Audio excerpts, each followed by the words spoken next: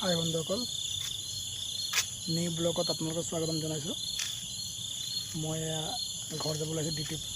এয়া মোৰ স্কুটি আছে, এতিয়া মই ঘৰলৈ যাম আৰু ঘৰ গৈ মই কি কৰিম বাকীখিনি দেখুৱাম। ফাইনেলি মই ঘৰ আহি গ'লোঁ। এতিয়া মোক ভাত দিছে আৰু ভাত কি দিছে মই আপোনালোকক দেখুৱাম। এয়া ভাত, চিকেন, আলু পটল চব্জি, নেমু তিয়ঁহ, ইয়াৰ লগত পানী।